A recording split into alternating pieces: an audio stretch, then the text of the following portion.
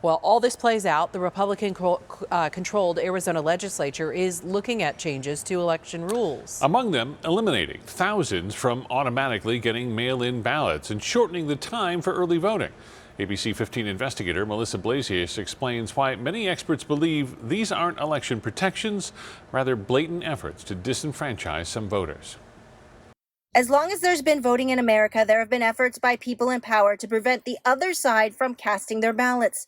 From poll taxes and literacy tests of the Jim Crow South to today's Republican effort to roll back conveniences like mail-in ballots, which they originally claimed would prevent voting controversies and alleged irregularities like we saw when President Trump lost the 2020 election. Republicans see if they can tighten up these regulations, even suggestions which on the face of them we might think were okay.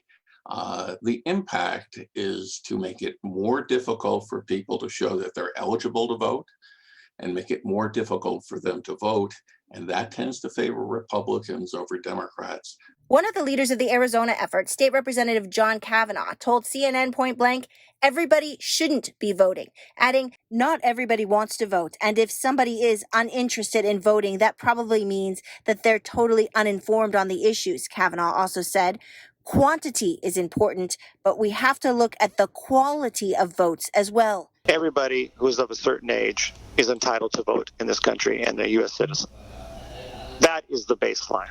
A coalition of Native American voting rights groups say the Republican election bills, if they become law, will make it harder for Native Americans, Hispanics, Blacks, and other minorities, especially people in poor and rural areas, from casting ballots. They are putting up billboards in Arizona saying, you took our land, you took our children, now you're taking our vote. What are you afraid of? What you're afraid of is losing.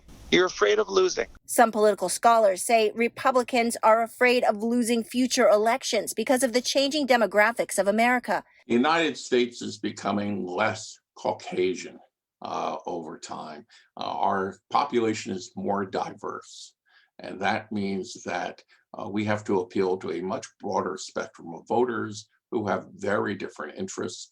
And by and large, Democrats have been somewhat more able to appeal to that diversity than have their Republican counterparts. The proposed changes to election laws could have unintended effects. Those people who tend to vote less often, who like Trump, they may have a hard time voting. So in some states, it may even backfire on the Republicans. I'm investigator Melissa Blasius, ABC 15, Arizona.